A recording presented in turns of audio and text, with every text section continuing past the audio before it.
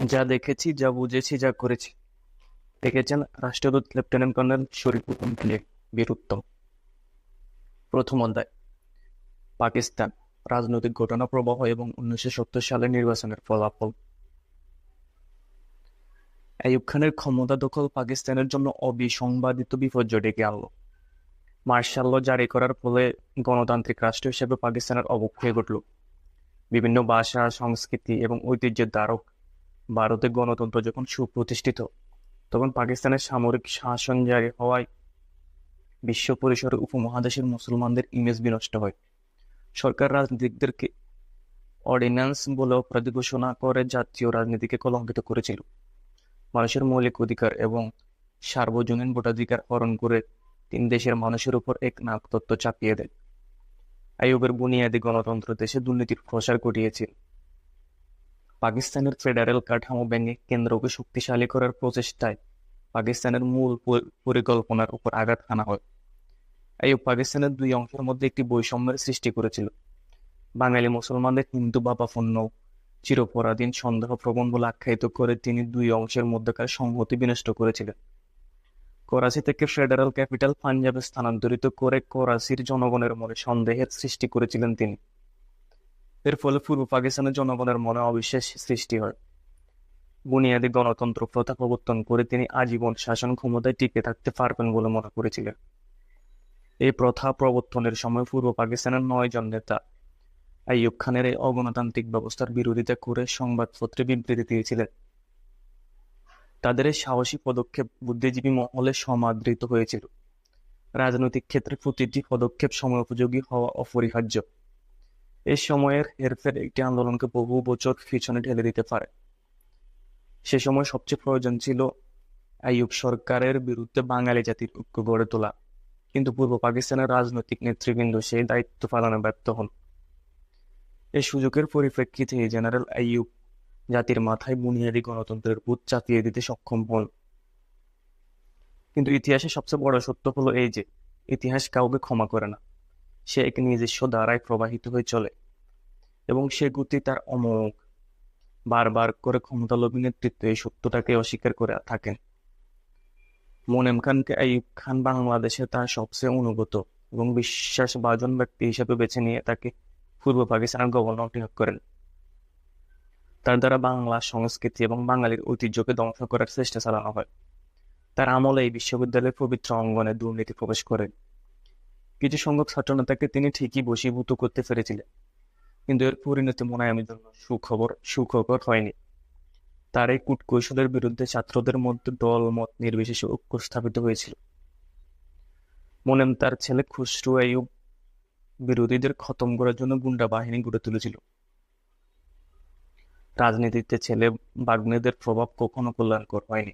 অচিরেই মোনেম খাঁর অন্যায় গণবিরোধী কার্যকলাপের জন্য পূর্ব বাংলার জনগণের ক্ষোভ আইয়ুব প্রশাসনের বিরুদ্ধে ধুমায়িত হয়ে ওঠে।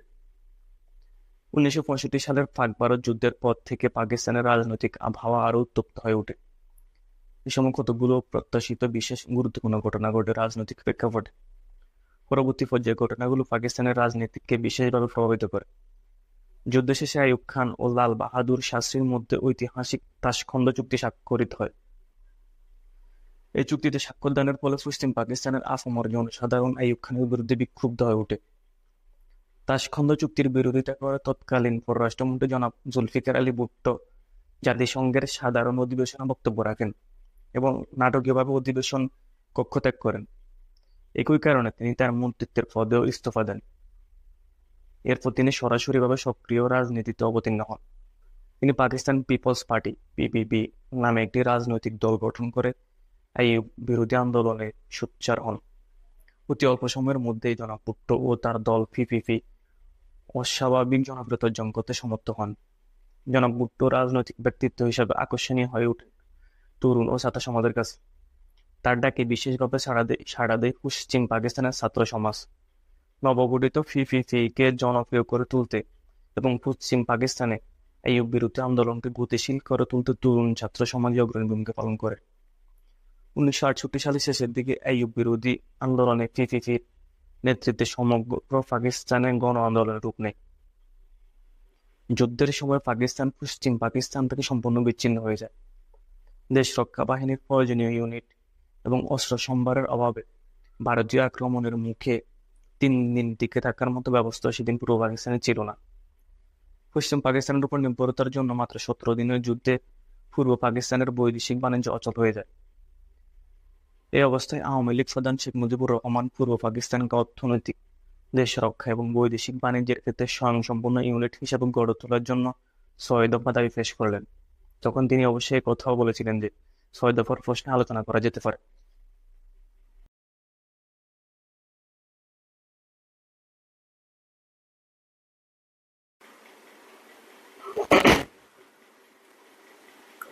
ছয় দফা।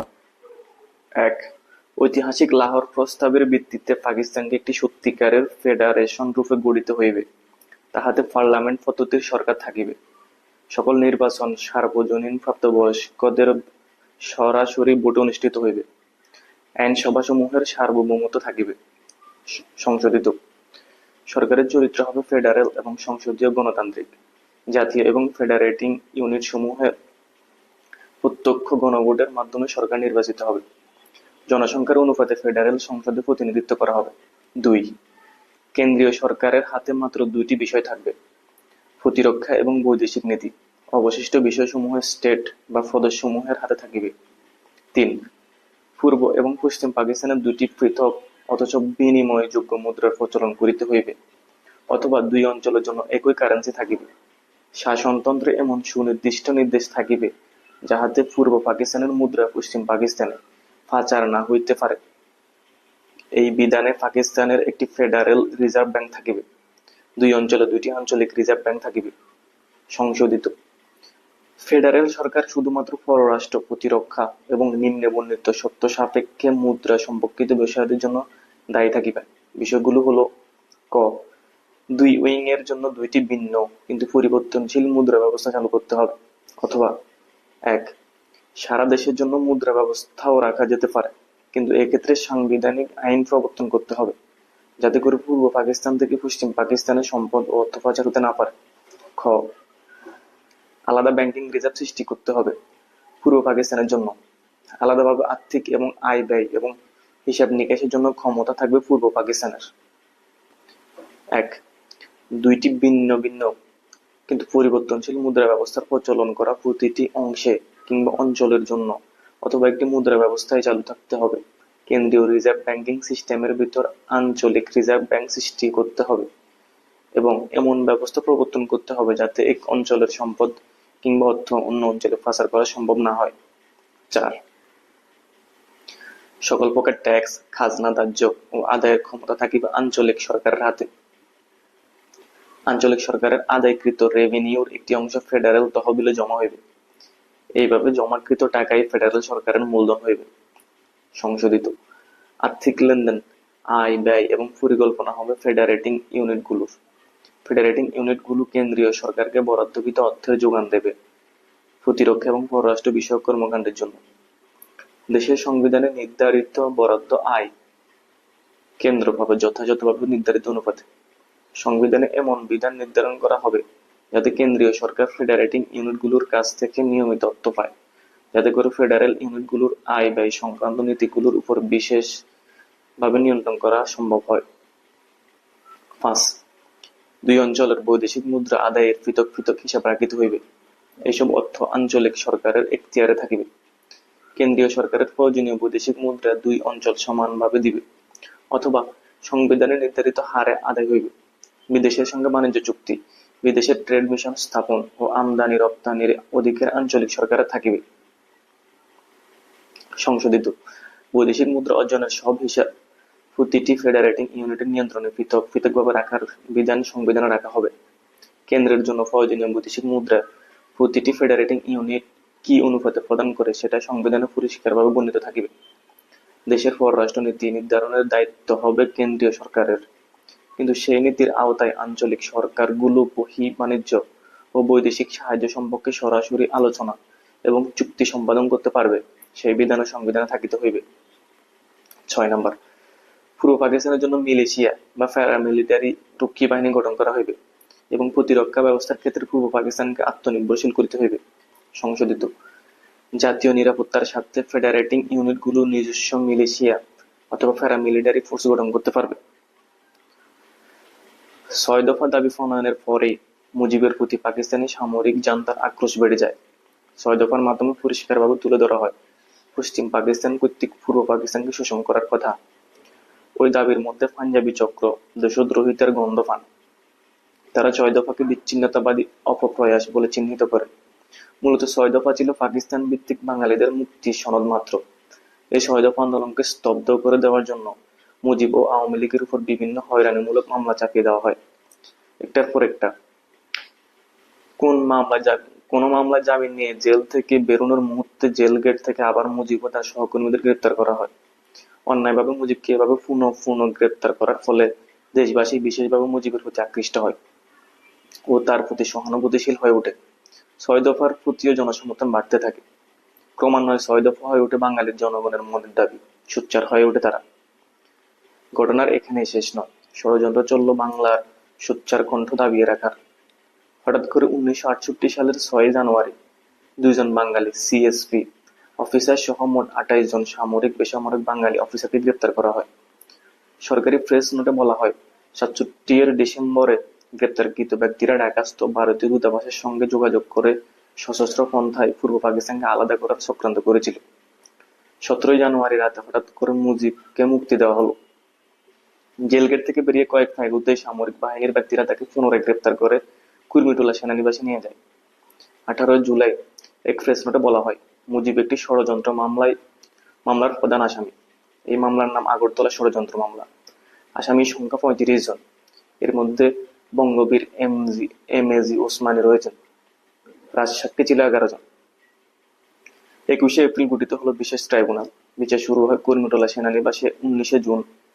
ওই মামলার ঘটনার সঙ্গে শেখ মুজিব কোনোভাবেই জড়িত ছিলেন না, তবু তাকে ওই মামলা জড়ানো হয়েছিল তার দীর্ঘদিনের রাজনৈতিক জীবনের পরিসমাপ্তি ঘটানোর উদ্দেশ্যে। পাকিস্তান সামরিক বাহিনী ও প্রশাসনিক ক্ষেত্রে চাকুরিরত বাঙালি সদস্যদের প্রায় সবাই পাঞ্জাবি শাসন কুলের বিরুদ্ধে বিদ্বেষ ভাব পোষণ করতেন। তাদের বিজাতীয় শাসন, শোষণ, বঞ্চনা ও অবহেলার প্রত্যক্ষ ভুক্তভোগী ছিলেন তারা।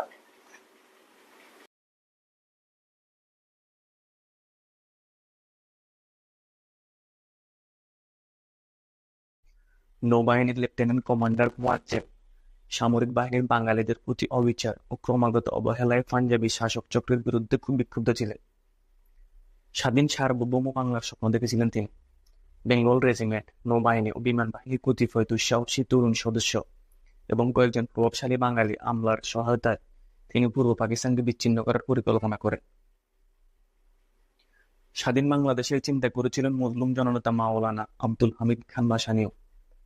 কিন্তু শেখ মুজিব কখনো পূর্ব পাকিস্তানকে বিচ্ছিন্ন করার কথা চিন্তা করেননি। তিনি স্বায়ত্ত শাসনের দাবি জানিয়েছিলেন মাত্র। আগরতলা ষড়যন্ত্র মামলার দ্বারা বিবরণী খবরের কাগজে প্রকাশিত করতে থাকে আইয়ুব মোনেম চক্র। তারা পূর্ব পাকিস্তানের বাঙালি মুসলমানদের ভারত বিরোধী মনোভাবকে তাদের স্বার্থে কাজে লাগানোর উদ্দেশ্যে এই সিদ্ধান্ত গ্রহণ করেছিলেন। তারা ভেবেছিলেন, মানুষ যখন জানতে পারবে শেখ মুজিব ভারতের দালাল হয়ে পাকিস্তানের অখণ্ডতার বিরুদ্ধে ষড়যন্ত্র লিপ্ত, তখন তার বিরুদ্ধে বিক্ষোভে ফেটে পড়বে। কিন্তু পরিণাম হলো সম্পূর্ণ উল্টোটাই। প্রকাশিত ধারা বিবরণের মধ্যে পরিস্ফুটিত হয়ে উঠল আইয়ুব মোনেম চক্রের ঘৃণা চক্রান্ত। এই ষড়যন্ত্রমূলক মামলাকে তখন বাঙালিরা সমগ্র বাঙালি জাতির বিরুদ্ধে ষড়যন্ত্র বলেই ধরে নেয়। ফলে সারা বাংলায় মানুষ আইয়ুব শাহের বিরুদ্ধে রুদ্র আক্রোশে ফেটে পড়ল। এখানে আবার উল্লেখ করতে হয় যে আইয়ুব বিরোধী আন্দোলনে পূর্ব পাকিস্তানের মুখ্য এবং অগ্রণী ভূমিকা ছিল ছাত্র সমাজের। তারা ইতিমধ্যে সংগ্রামকে ঐক্যবদ্ধ জাতীয় সংগ্রাম রূপ দেওয়ার লক্ষ্যে ১১ দফার ভিত্তিতে ছাত্র সংগ্রাম পরিষদ গঠন করে। ১১ দফার ভিতরে বাংলাদেশের জনগণের আশা আকাঙ্ক্ষার প্রকৃত রূপ ফুটে ওঠে। ১১ দফার ভিত্তিতে বাংলার মাটিতে ১৯৬৯ সালে গণ আন্দোলনের জোয়ার এক প্রচন্ড রূপ ধারণ করে। ছাত্র সংগ্রাম পরিষদের ১১ দফার দাবিসমূহ হল: স্বৈরাচারী সরকারের দীর্ঘদিনের অনুসৃত জনস্বার্থ বিরোধী নীতির ফলে ছাত্র সমাজ ও দেশবাসীর জীবনে সংকট ক্রমশ বৃদ্ধি পাইতেছে। শাসনের নিপীড়ন অতিষ্ঠ ছাত্র জনতা আন্দোলনের পথে আগাইয়া আসিয়াছেন। আমরা ছাত্র সমাজ ও দেশবাসীর স্বার্থে নিম্নোক্ত 11 দফা দাবিতে ব্যাপক গণ আন্দোলন আহ্বান জানাইতেছি। 1. ক. সচ্ছল কলেজ সমূহকে প্রদেশাধিক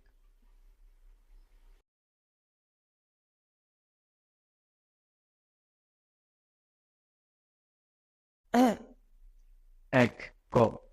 সচ্ছল কলেজ সমূহকে প্রদেশীকরণের নীতি পরিত্যাগ করিতে হইবে এবং জগন্নাথ কলেজ সহ প্রাদেশিকরণকৃত কলেজ সমূহকে পূর্বাবস্থায় ফিরিয়ে দিতে হবে। খ.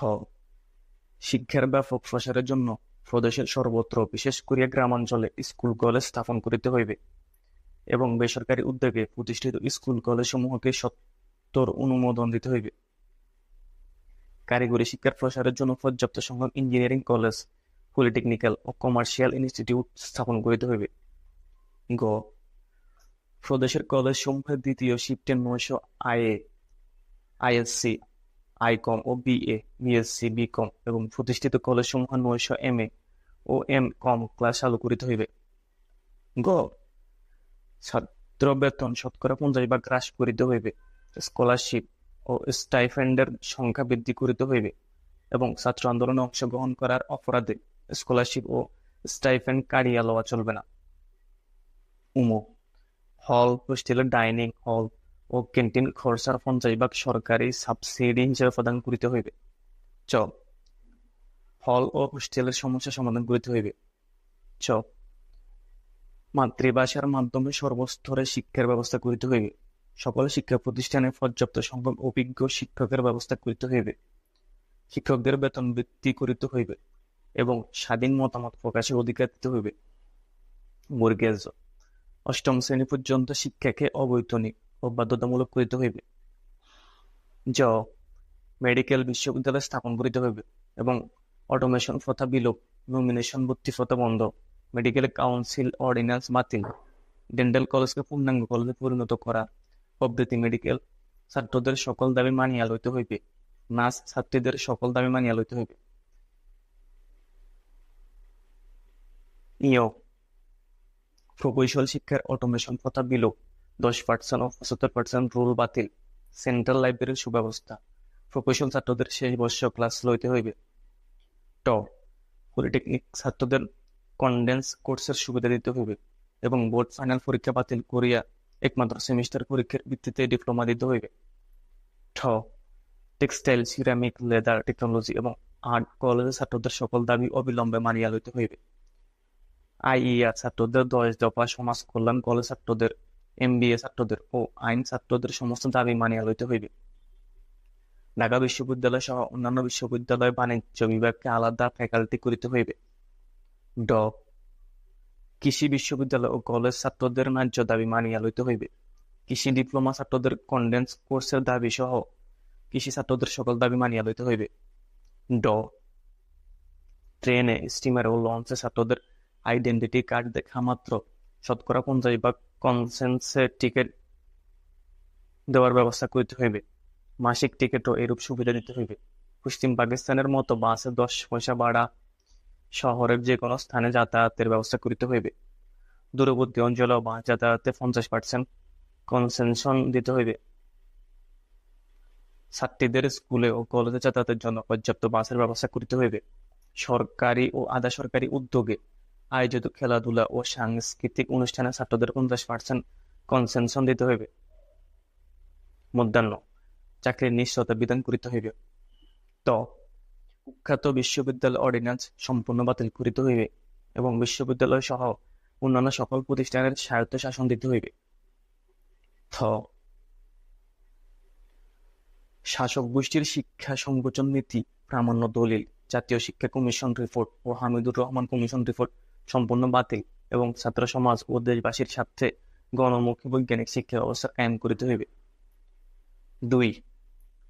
প্রাপ্তবয়স্কদের ভোটে প্রত্যক্ষ নির্বাচনের মাধ্যমে পার্লামেন্টারি গণতন্ত্র প্রতিষ্ঠা করিতে হইবে। বাক স্বাধীনতা ও সংবাদপত্রের স্বাধীনতা দিতে হইবে। দৈনিক ইত্তেফাক পত্রিকার উপর হইতে নিষেধাজ্ঞা প্রত্যাহার করিতে হইবে। 3. নিম্নলিখিত দাবিসমূহ মানিয়া লইবার ভিত্তিতে পূর্ব পাকিস্তানের পূর্ণ স্বায়ত্তশাসন দিতে হইবে। ক. দেশের শাসনতান্ত্রিক কাঠামো হইবে ফেডারেল শাসনতান্ত্রিক রাষ্ট্রসংঘ এবং আইন পরিষদের ক্ষমতা হবে সার্বভৌম। খ, ফেডারেল সরকারের ক্ষমতা দেশ রক্ষা, বৈদেশিক নীতি ও মুদ্রা এই কয়েকটি বিষয় সীমাবদ্ধ থাকিবে। অপরাপর সকল বিষয় অঙ্গরাষ্ট্রগুলির ক্ষমতা হইবে নিরঙ্কুশ। গ, দুই অঞ্চলের জন্য এক মুদ্রা থাকিবে। এই ব্যবস্থায় মুদ্রা কেন্দ্রের হাতে থাকিবে, কিন্তু এই অব্যবস্থায় শাসনতন্ত্রের এবং সুনির্দিষ্ট বিধান থাকিতে হইবে যে, যাহাতে পূর্ব পাকিস্তানের মুদ্রা পশ্চিম পাকিস্তানে পাচার হইতে না পারে।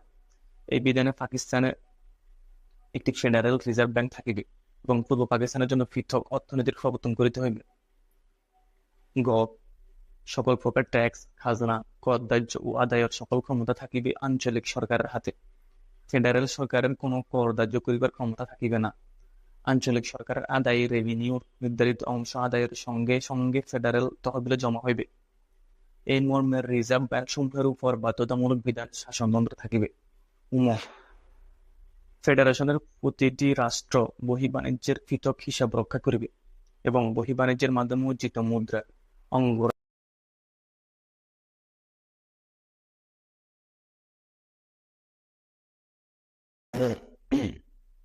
স, পূর্ব পাকিস্তানকে মিলিশিয়া বা প্যারামিলিটারি রক্ষী বাহিনী গঠনের ক্ষমতা দিতে হইবে।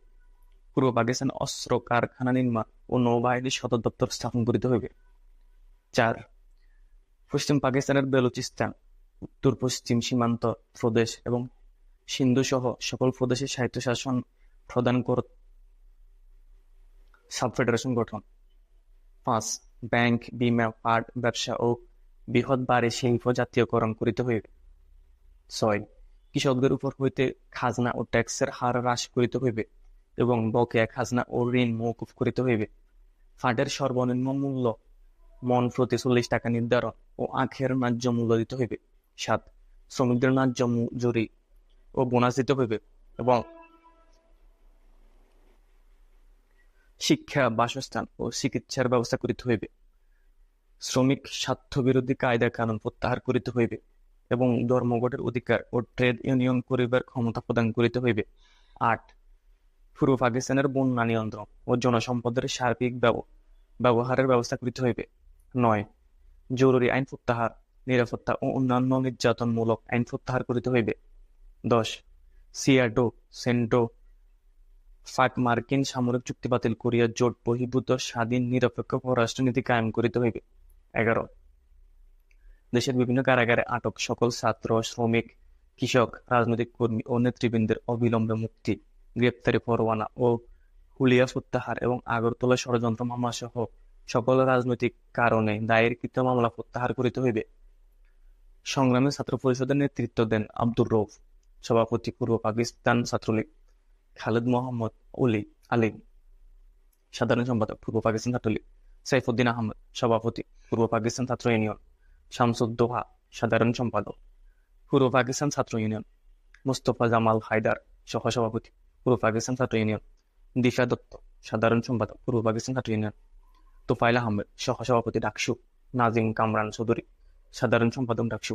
রাজনৈতিক নেতৃবৃন্দ কিন্তু সেদিন ছাত্র আন্দোলনের সাথে তাল রেখে চলতে পারেননি। সমগ্র বাংলার জনগণের কাছে সেদিন 6 দফার আন্দোলনকে নিষ্প্রভ করে দিয়ে ছাত্র সংগ্রাম পরিষদের 11 দফা অত্যন্ত জনপ্রিয় হয়ে ওঠে।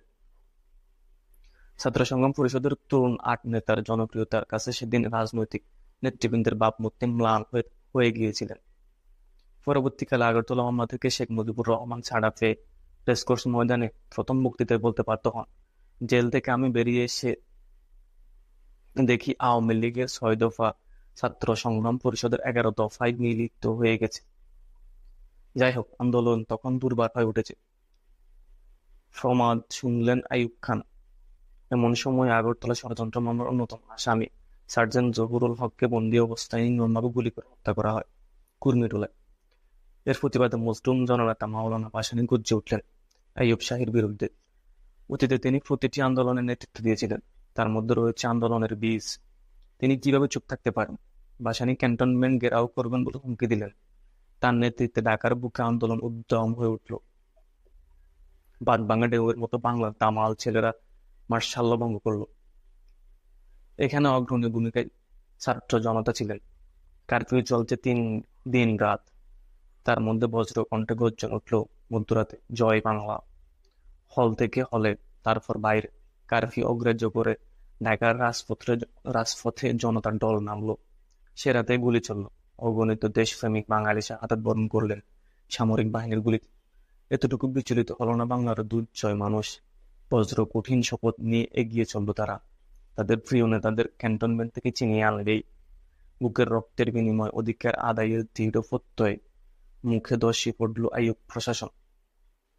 এতে অত্যন্ত জটিল হয়ে ওঠে সার্বিক পরিস্থিতি। জাতীয় রাজনীতির এই ক্রান্তি লগ্নে আমি তখন কুয়েটায় ১৬ ডিভিশনের ৬২ ফিল্ড আর্টিলারি রেজিমেন্টে পোস্টেড। আমার আবাস কিংস রোডের আর্টিলারি অফিসার্স মেসে। আমি ছাড়াও তখন কোয়েটাতে বেশ কয়েকজন বাঙালি অফিসার বিভিন্ন রেজিমেন্ট ও ব্যাটালিয়নে পোস্টেড ছিলেন। কর্নেল দস্তগীর জি1, div headquarters major Hafiz ৬২ field regiment, captain Shahid ৩৩ cavalry, captain Sharful ৩৩ cavalry, captain Mohsin Baloch regiment, major Malek BM, major Kader engineers, captain Maula EME battalion, captain Amsa Amin infantry school, captain Zakir, captain হুদায়, captain Safayat, lieutenant Harun ২৬ field artillery regiment, captain Iftekhar, captain Mazharuddin Molla, lieutenant KV ৬৩ field artillery regiment, captain Jamal AMC, captain Kashem AMC প্রমুখ। এছাড়াও ছিলেন বেশ কিছু সংখ্যক JCO, এনজেসিও ও জোয়ান বাইরা, school of infantry and tactics, EME battalion, signal battalion, Depp headquarters, staff college এবং ৩৩ কোভারলি রেজিমেন্ট। কুয়েটায় বাঙালিদের ছোট পরিবার ছিল একটি সুখী পরিবার। আমরা সবাই মিলেমিশে হাসি আনন্দে কাটাতাম দিনগুলো। প্রায় আমরা সমবেত কোথাও কোথাও না কোথাও চলতো আলাপ আলোচনা, হাসি ঠাট্টা, গান বাজনা, গল্প গুজব।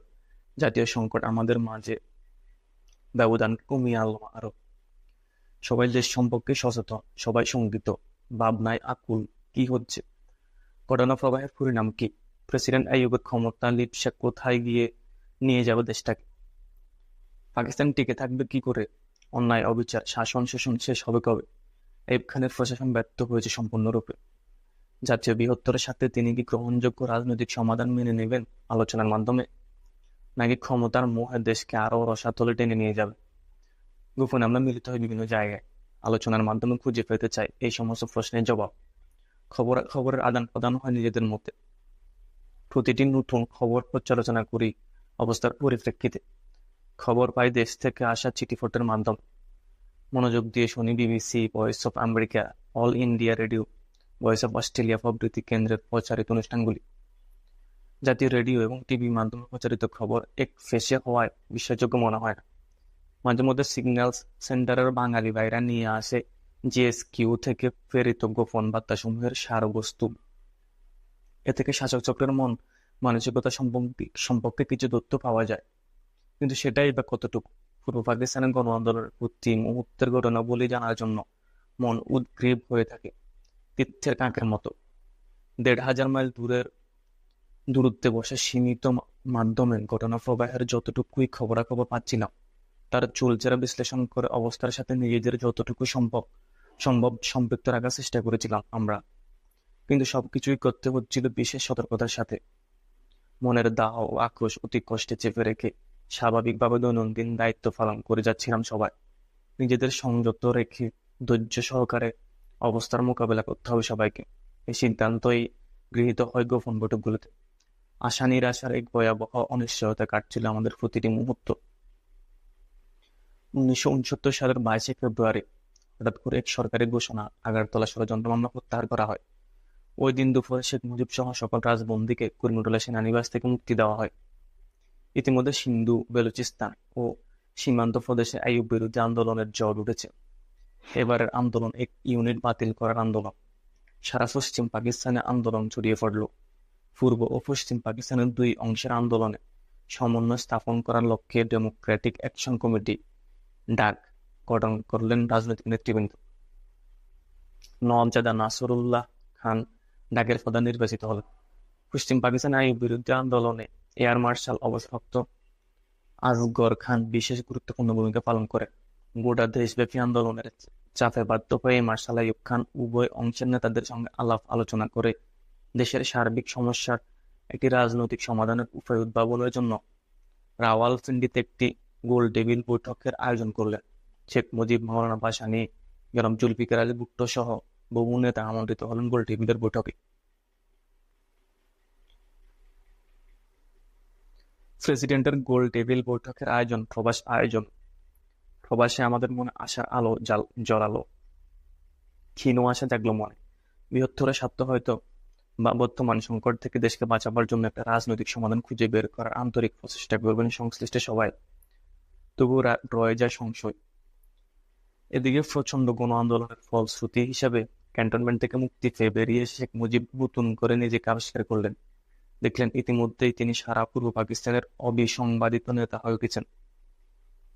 অথচ পূর্ব বাংলার একক নেতৃত্বের সবটুকুই কিন্তু তার একার উচিত সম্পদ ছিল না। বাংলাদেশের জনতা চিরদিনই চলেছে আগে আগে, আর নেতারা চলেছেন পেছনে। পূর্ব পাকিস্তানের জনতার মন তখন স্বাধীনতা পাগল। তারা চঞ্চল, চরম বিস্ফোরণ ঘটানোর জন্য আকুল। কিন্তু সামনে নেই কোনো উপযুক্ত নেতৃত্ব। রাজনৈতিক অঙ্গনে যার রয়েছে ভাবমূর্তি, আন্দোলন গড়ে তোলার মতো অবদান, সেই ভাসানী তখন বৃদ্ধ। অবদান প্রচুর, রাজনৈতিক প্রজ্ঞার অভাব ছিল না তার, কিন্তু দেশব্যাপী সংগঠনের অভাব ছিল তার। তাই ইমেজ থাকলো তার পক্ষে। তখন আন্দোলনকে গড়ে তুলে তাকে ধরে রেখে দাফে দাফে চরম লক্ষ্যে পৌঁছে দেওয়া সম্ভব ছিল না। এদিকে আগরতলা ষড়যন্ত্র মামলা শেখ মুজিবুর রহমানকে রাতারাতি পরিণত করেছে কিংবদন্তি নায়কে। তাই বিস্ফোরণমুখ পূর্ব পাকিস্তান সে মুহূর্তে জনগণ তাকে নেতৃত্বে বরণ করে নিতে দ্বিধাবোধ করেনি। শেখ মুজিব আইয়ুব খানের গোল টেবিল বৈঠকের আমন্ত্রণ গ্রহণ করলেন। অন্যান্য নেতা সহ প্রতিশ্রুতি দিলেন। একমাত্র ছাত্র সংগ্রাম পরিষদের 11 দফার ভিত্তিতে গোল টেবিল বৈঠকে তিনি আলোচনা করবেন। মাওলানা ভাসানী পক্ষান্তরে এই বৈঠক বর্জন করে তার রাজনৈতিক দূরদর্শিতার পরিচয় দিয়েছিলেন। তিনি বুঝিয়েছিলেন গোল টেবিল বৈঠক বিশেষ কিছু প্রাপ্তির সম্ভাবনা নেই। তাছাড়া অবস্থা বিশ্লেষণে তিনি ঠিকই বুঝতে পেরেছিলেন পূর্ব বাংলাকে একটা পৃথক স্বাধীন সার্বভৌম রাষ্ট্রে পরিণত করা ছাড়া এ পর্যায়ে রাজনৈতিক জটিলতার অবসান ঘটানো সম্ভব নয়। তাই পল্টনের এক বিশাল জনসভায় তিনি পরিষ্কার ভাষা বললেন, পশ্চিম পাকিস্তান, আসসালামু আলাইকুম। ওই জনসভায় তিনি শেখ মুজিবকে গোল টেবিলে বৈঠকে যোগদান না করার পরামর্শ দেন। পশ্চিম পাকিস্তানের জুলফিকার আলী ভুট্টো সে বৈঠক বর্জন করার সিদ্ধান্ত গ্রহণ করেন। মাওলানা ভাসানী ও ভুট্টোর গোল টেবিল বৈঠক বর্জন জনগণকে বৈঠকের সফলতা সম্পর্কে সন্দিহান করে তোলে। আমরা হতাশ হয়ে পড়ি। আশার ক্ষীণ আলো যা দেখতে পেয়েছিলাম হঠাৎ করে যেন তা মিলিয়ে গেল। উৎকণ্ঠায় অনিশ্চিত ভবিষ্যতের দিকে চেয়ে থাকলাম। পাকিস্তানের দুই অংশের দুই প্রভাবশালী নেতার অনুপস্থিতিতে 26শে ফেব্রুয়ারি 1969 রাওয়ালপিন্ডিতে গোল টেবিল বৈঠক বসে। প্রথম বৈঠকের পর অধিবেশন মুলতবি হয়ে যায় 10ই মার্চ পর্যন্ত। 10ই মার্চের অধিবেশনে শেখ মুজিব তার ওয়াদার বরখেলাপ করলেন। ছাত্র সংগ্রাম পরিষদের 11 দফার পরিবর্তে শেখ মুজিব তার 6 দফার দাবি উত্থাপন করলেন। কথা ছিল 11 দফাই হবে বৈঠকের ডাক, এর আলোচনার ভিত্তি। কোনো বিশেষ পার্টি প্রোগ্রাম বা দাবি সেখানে উত্থাপিত হবে না। কিন্তু মুজিব সমঝোতার বরখেলাপ করে 6 দফার দাবি উত্থাপন করায় তাদের মধ্যে অনেকের সৃষ্টি হলো। ডাক ভেঙে গেল। বৈঠকে কোনো রাজনৈতিক সিদ্ধান্ত গ্রহণ করা সম্ভব হলো না। 13ই মার্চ প্রেসিডেন্ট আইয়ুব সভাপতির ভাষণে 2টি প্রস্তাব মেনে নেন। 1. প্রাপ্তবয়স্কদের ভোটাধিকারের ভিত্তিতে প্রত্যক্ষ নির্বাচন এবং 2. পার্লামেন্টারি শাসন বহাল।